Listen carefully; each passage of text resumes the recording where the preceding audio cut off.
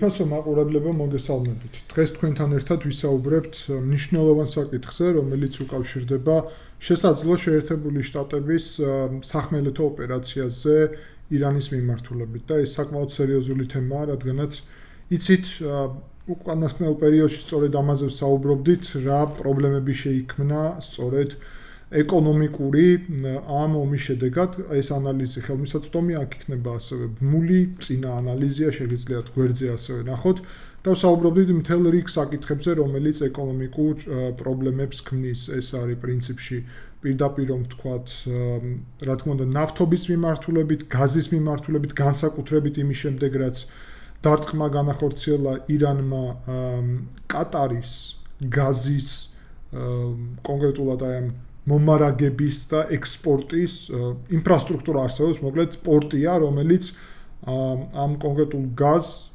გადასცემს გემზე, სპეციალიზირებულ გემზე და იმის მეშვეობით ხდება მიწოდება მსოფლიო მასშტაბით. უმსხვილესი ექსპორტიორი არის გაზით კატარი და ირანი ფლობენ მსოფლიოში ყველაზე დიდ გაზის საბადოს ერთდროულად, ანუ ზღვის ქვეშ არის და ნახევარი კატარს ეკუთვნის, ნახევარი ირანს.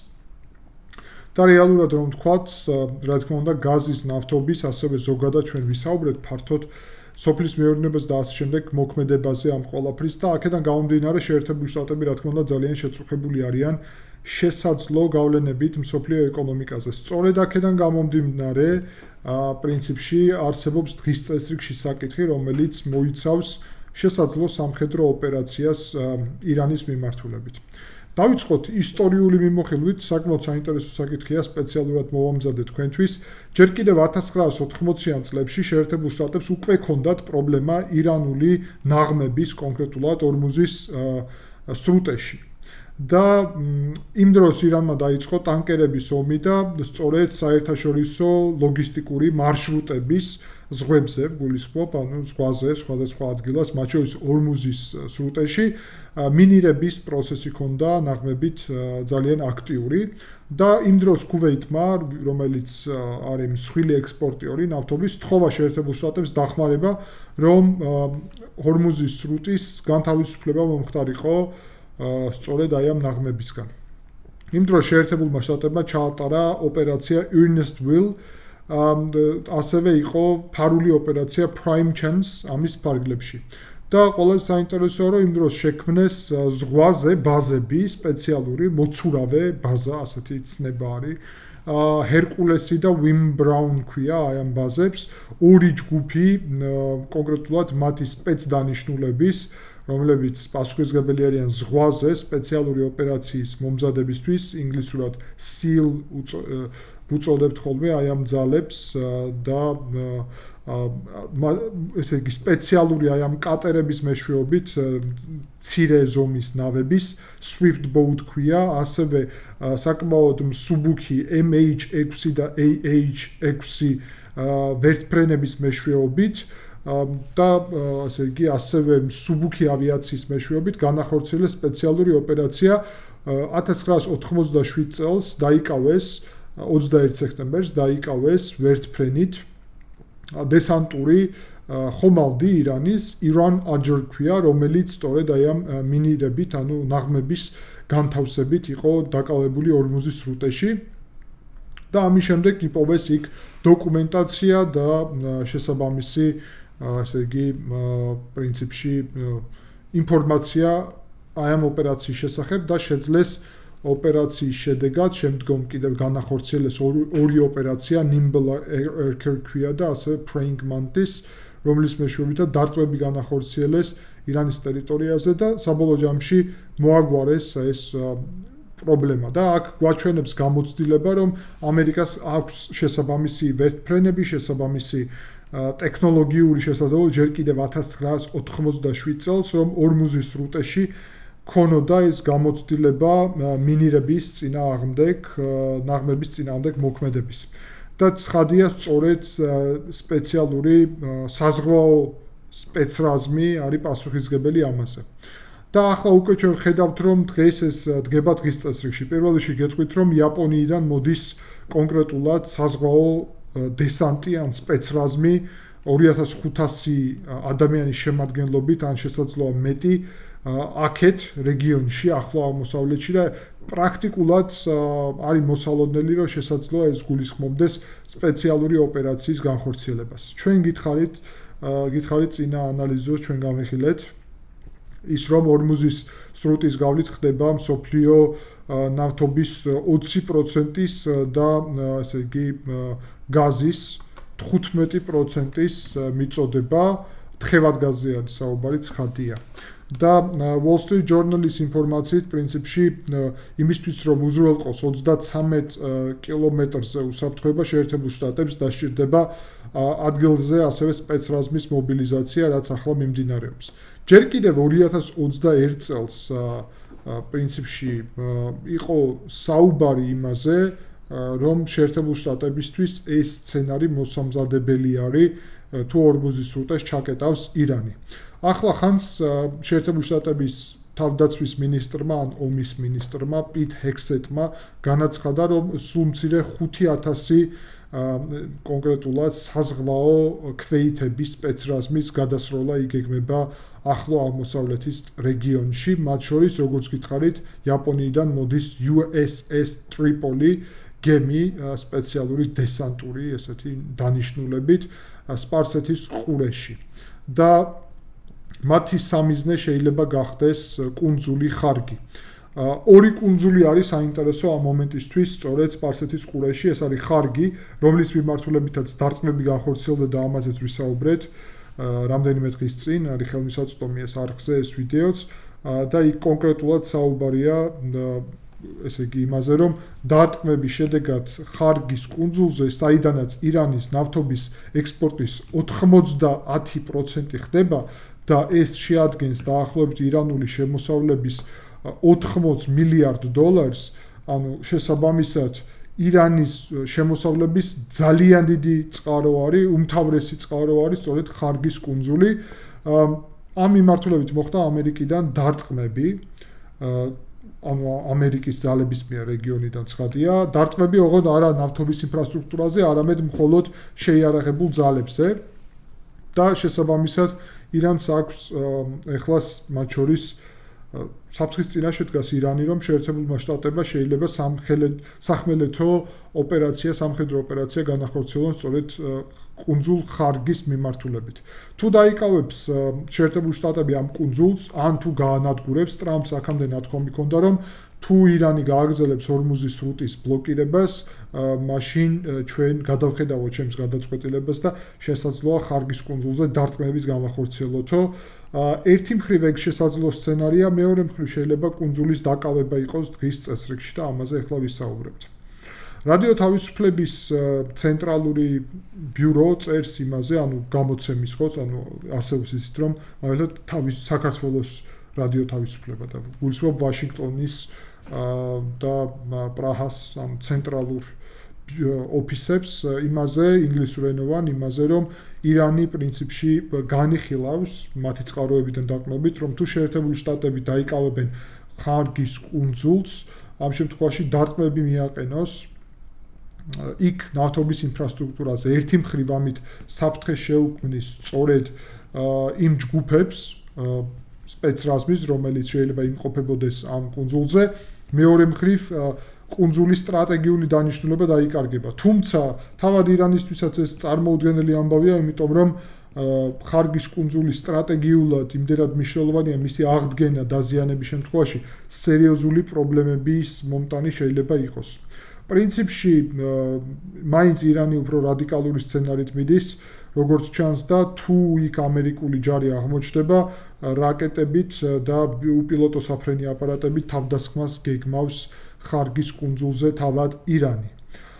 უნდა ვთქვათ, რომ ამ მომენტისთვის ეს 2500 ჯარისკაცის მეშვეობით სავარაუდოდ შესაძლებელია ასეთი ოპერაციის ჩატარება.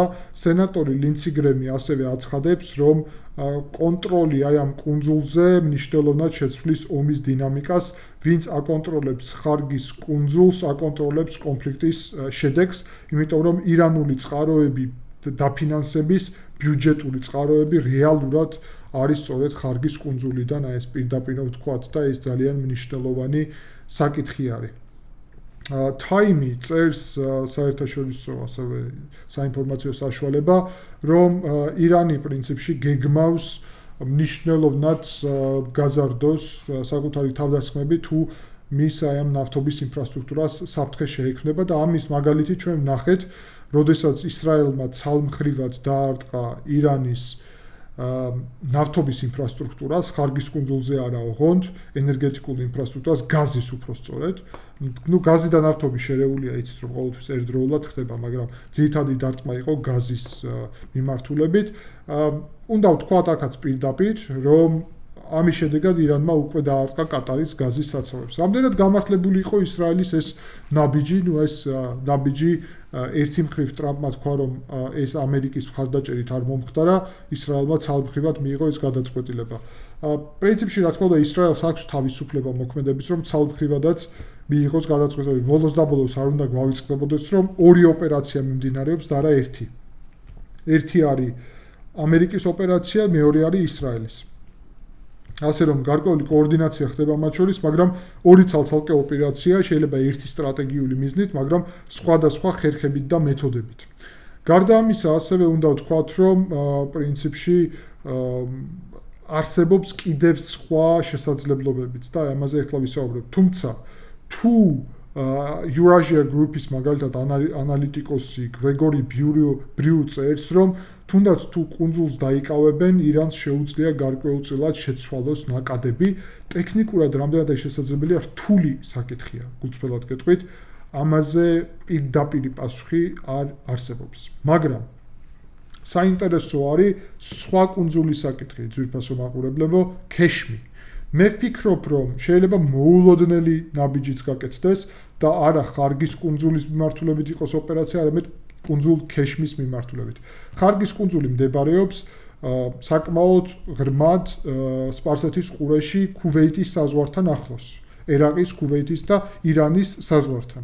ხოლო ქეშმის კუნძული არის ყველაზე დიდი კუნძული სპარსეთის ყურეში და მდებარეობს ორმუზის სრუტესთან. პირდაპირ ბანდარ აბასიდან დასავლეთისკენ და საკმაოდ მნიშვნელოვანი კუნძულია. თუ ქეშმის კუნძულის დაკავება მოხდება, მაშინ ქეშმი გაძლევს საშუალებას, რომ ეფექტურად აკონტროლო ორმუზის სრუტე. ორმუზის სრუტეზე ძირითადი თავდასხმები ქეშმის კუნძულის გამოყენებით ხდება. ირანს ამ კუნძულზე, ქეშმზე, აქვს აშენებული ბუნკერები, თუნელების სისტემა, დაახლოებით ისეთი, როგორც გაზაშია. შესაბამისად, ღაზაში. შესაბამისად, ამავე ლოგიკით იქედან შეუძლია დარტყმების განხორციელება და მერე მიმალვა აი ამ ბუნკერებში და აი ამ მიწისქვეშა კომუნიკაციებში. სწორედ ამიტომ ქეშმის კუნძულის დაკავებას ექნებოდა სტრატეგიულად ეფექტური მანევრის საშუალება, თუ პარალელურად იქნებოდა დარტყმები ბანდარ აბასის მიმართულებით, რომელიც ისედაც ხდება. აქ არის მნიშვნელოვანი მდგენელი. სანამ ყველა ფიქრობს ხარგის კუნძულზე, რომელიც შესაძლებელია, მე ვფიქრობ, რომ თუ ოპერაცია განხორციელდება, შეერთებულ შტატებს პრინციპში ეს იაპონიიდან მომავალი მათ შორის ძალები შეიძლება იყოს გარკვეულწილად ესეთი PR კამპანია. რას გულისხმობ, მართლა მოდის, მაგრამ შესაძლოა შეერთებულ შტატებს ჰქონდეთ მობილიზება საკუთარი სპეცრაზმის უკვე სხვა მიმართულებებით, თუნდაც ისრაელში. და განახორციელოს მერე ავიამზიდის მეშვეობით, მათ შორის აბრაჰამ ლინკოლნის თუნდაც ესეთი ოპერაცია არა მხოლოდ ქეშმის მიმართულებით, რასაც მე ვფიქრობ, არამედ თუნდაც სახმელეთო მაგალითად ბანდარ აბასის. ანუ ერთდროული ოპერაცია უნდა იყოს. და ეს რა თქმა უნდა ასევე მოიცავს კიდევ ერთ საინტერესო მიმართულებას, ურანი. გამდიდრებული ურანი. ამ მიმართულებით ოპერაციის წარმოება ასევე დღის წესრიგში არის, თუმცა საკმაოდ რთულია ამის განხორციელება. მე უბრალოდ ვფიქრობ, რომ თუ ამაზე წავლენ, სავარაუდოდ ერთი მიმართულებით ოპერაცია იქნება სარისკო. მაგალითად, თუ ამას გააკეთებს ხარგზე, ირანი იქნება კონცენტრირებული ხარგზე. თუ გააკეთეს ქეშმზე მარტო, იქაც. თუ გააკეთებს მარტო ურანზე, კიდევ უფრო რთულია. სიღრმეში არის, სავარაუდოდ ქომში არის, თეირანთან არც ისე შორს, სამხრეთში ეს 400 კილოგრამი ურანი. ყველაზე ღრმა ბუნკერი მათ აქვს ატომური, ანუ ბირთვული პროგრამის ფარგლებში. ხო და ფიქრობ, რომ თუ ესეთი ოპერაციის განხორციელება არის დღის წესრიგში, მაშინ სავარაუდოდ ეფექტური იქნებოდა ერთდროული ოპერაციის განხორციელება კუნძულებზე, მარტო ქეშმზე და ხარგზე არა. იქ არის კიდევ რამდენიმე კუნძული, მათ შორის არის აბუ მუსა, დიდი და პატარა ტუმბი, ფარსი, სიდი, ხენგამი, ლარაკი და კიდევ რამდენიმე პატარა, ეს ყველა პატარა არის ძალიან კუნძული. ვფიქრობ, რომ შეიძლება რამდენიმე კუნძულის მიმართულებით ერთდროული ოპერაციის წარმოება და ამავდროულად სავარაუდოდ ურანის მიმართულებითაც ოპერაციის წარმოება, მაგრამ მე ასევე პირადად ალბათ მივმართავდი ამ ლოგიკის ფარგლებში იმას, რომ რომელიმე ნაპირზე მდებარე ქალაქის დაკავება იქნებოდა ძალიან საინტერესო. რა კუთხით? არსებობს რეზა ფეჰლევი, რომელიც აქტიურობს ძალიან, მაგრამ რომელსაც აკლია ის, რომ არ არის ირანში. თუ მაგალითად ბანდარ აბასის დაკავება იქნებოდა, ან ბუშერის, თუნდაც, ბუშერში ატომური ელექტროსადგურია და კიდევ უფრო მნიშვნელოვანი არის ეგ ამბავი. აი ბუშერი ძალიან თან არც ისე შორს მდებარეობს კონკრეტულად ხარგის კუნძულისგან. საინტერესოა ბუშერი. იმიტომ რომ ატომური ელექტროსადგურის კონტროლის გარეშე ბირთვულ პროგრამას მთლიანად ვერ აკონტროლებ. ანუ ნახეთ, წყარო არის ატომური ელექტროსადგური, ბევრი რაღაცის, ბირთვული მასალის. შენ თუ გაანადგურებ ბირთვული პროგრამის ყველა ნაწილს და ატომური ელექტროსადგური დარჩება, მაინც შეუძლია ქვეყანას აღადგინოს კონკრეტულად ბირთვული პროგრამა შემდგომ. იმიტომ რომ წყარო არის გამდიდრებული ურანის. და ატომური ელექტროსადგურის დაბომბვაც ხადია არანაირ ლოგიკაში არ ჯდება, მაგრამ ოკუპაცია თან იმის გათვალისწინებით, რომ ნახევარკუნძულზე მდებარეობს ისეთ კომფორტულ ადგილას მოკლედ, რომ მისი დაკავება არის შესაძლებელი ეფექტურად, ვფიქრობ, რომ ეს იქნებოდა საკმაოდ საინტერესო დღის წესრიგი. ერთი მხრივ, რომ იქ შეიძლება აღმოჩნდეს სწორედ ატომური ელექტროსადგურის კონტროლი, მეორე იქ მდებარეობს აეროპორტი, მისი კონტროლიც და პლაცდარმიც არის და მესამე არის ქალაქი ბუშერი. და ქალაქი ბუშერის კონტროლიც იქნებოდა საკმაოდ საინტერესო, თუ იქედან შეძლებდა რეზა ფეჰლევის შესვლას ირანში. ბოლო დარტყმები ასევე ბოლო კონკრეტულად ოპერაციები ბასიჯების ხელმძღვანელების წინააღმდეგ არის მიმართული. ირანი და ისრაელი და ამერიკა აგრძელებენ ირანში პრინციპში პოლიტიკური ხელისუფლების განადგურების, სამხედრო პოლიტიკური, სწორად რო ვთქვათ, მათ შორის ბასიჯების, პოლიციის, ისლამური რევოლუციის დამცველთა კორპუსის და ასევე რა თქმა უნდა ვხედავთ, რომ თუნდაც ალი ლარიჯანი გონი გამიხილეთ ეს, მაგრამ კიდევ ერთხელ ვიტყვი, ალი ლარიჯანი რომ მოკლეს და ასე შემდეგ, ანუ ჩვენ ხედავთ მიზანმიმართულ პროგრამას ამ მიმართულებით და შესაბამისად პირდაპირ უნდა ვთქვათ, რომ ეს ყველაფერი უკავშირდება საბოლოო ჯამში იმას, რომ შესაძლებელი გახდეს გარკვეული ისეთი ოპერაცია, რომლის ფარგლებშიც სახმელეთო კომპონენტით იქნება და რეზა ფეჰლევის ექნება შესაძლებლობა. რამდენად ქურთები ასევე პარალელურად დაიწყებენ ასეთ პროცესს, ეს არის ძალიან საინტერესო კითხვა. Middle East Forum-ი წერს საკუთარ Breaking the Gate 2023 წლის დასკვნაში, რომ პრინციპში შეერთებულ შტატებს გააჩნიათ შესაძლებლობა გაიმეორონ 1987 წლის ოპერაცია და გახსნან სრუტე მთლიანად. აქსიოსი მაგალითად 2025 წელს ჯერ კიდევ წერდა, რომ შეერთებული შტატები და ისრაელი განიხილავდნენ სპეციალური ოპერაციის წარმოებას და ემზადებოდნენ მათ შორის გამდიდრებული ურანის მოტაცების, ან გატანის მიზნით ირანის ტერიტორიიდან. ასეთ ოპერაცია, რა თქმა უნდა, იქნებოდა ძალიან რთული, ეს არ არის, რა თქმა უნდა, ის, რაც გაიმართა კონკრეტულად ვენესუელას შემთხვევაში, ეს არის ძალიან სარისკო ოპერაცია. ამ მომენტისთვის ჩვენ უნდა ველოდოთ თეორიაში რამდენიმე სცენარს. მოკლედ, პირველი სცენარი არის 1987 წლის ოპერაციის გამეორება, სახმელეთო ოპერაციის გარეშე, სპეცრაზმით ზღვაში, სწორედ და დარტყმების და ნავების გემების მეშვეობით, მოკლედ უპილოტო საფრენი აპარატების და აი ამ კატერების განადგურება და ასე შემდეგ ეს არის სწორედ პირველი ყველაზე ასე ვთქვათ მოკრძალებული სცენარი. მეორე სცენარი არის უფრო ფართომასშტაბიანი, ეს არის ხარგის, ქეშმის, აბუ-მუსას ან რომელიღაც სხვა ან ყველა კუნძულის დაკავება, ამაზე ვისაუბრეთ და განსაკუთრებით მე ვფიქრობ, რომ ცხადია ხარკი ვთქვით, მაგრამ ქეშმიც არის საინტერესო, იმიტომ რომ სწორედ ორმუზის სრუტეში არის ქეშმი. და კიდევ ერთი საკითხი, კიდევ უფრო სარისკო არის რომელიმე ნაპირზე მდებარე ქალაქის დაკავება, ბუშერი ან ბანდარ აბასი. დიდი ქალაქებია, პრობლემური საკითხია, მაგრამ ამერიკას არ გაუჭირდებოდა თუ ამას გადაწყვეტს. და კიდევ ერთი საკითხი თეორიაში არის ურანის, რა თქმა უნდა, გატაცება. ურანი მდებარეობს შუაგულ ირანში, იქ ოპერაციის წარმოება იქნებოდა კიდევ უფრო რთული, ყველა მხრიდან მტერია, აქ მაინც ნაპირზე როცა საუბრობთ, ხო, გემები არის ნაპირზე და შეგიძლია ზღვა არის შენი მოკავშირე ამ შემთხვევაში და შენ შეგიძლია გემებით იყოს ზღვაში და მზად იყო ამ ყველაფრისთვის. ბანდარ აბასის მიმართულებით, ან იგივე ბუშერის, მაგრამ ბუშერი უფრო რთული იქნებოდა. ამიტომ თუ ოპერაცია ბუშერი არის უფრო ჩრდილოეთით.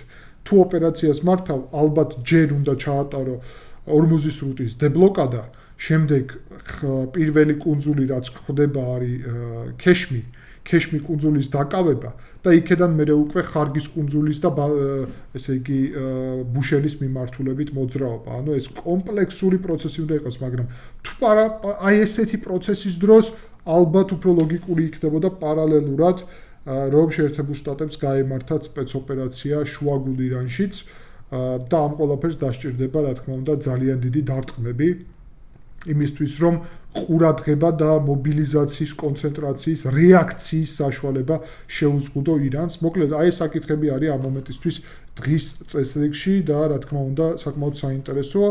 ჩვენ თქვენთან ერთად გავაგრძელებთ ამ საკითხების ანალიზს და დაკვირვებას იმის პარალელურად, რაც მნიშვნელოვანი სიახლეები და განვითარება იქნება. დიდი მადლობა ყურადღებისთვის, ძვირფასო მაყურებლებო, არ გვავიწყდება დალაიქება, მოწონება ამ ვიდეოს, ძალიან მნიშვნელოვანია ეს, ასევე კომენტარები დაწერეთ თქვენი აზრი, მოსაზრებები, გამოიწერეთ არხი, გაწევრიანდით არხზე, გახდით არხის წევრი და ასევე ამით ხარი დაუჭირეთ ამ ყველაფრით არხის შემდგომ განვითარებას. დიდი მადლობა, შეხვდებით შემდეგი ანალიზის დროს.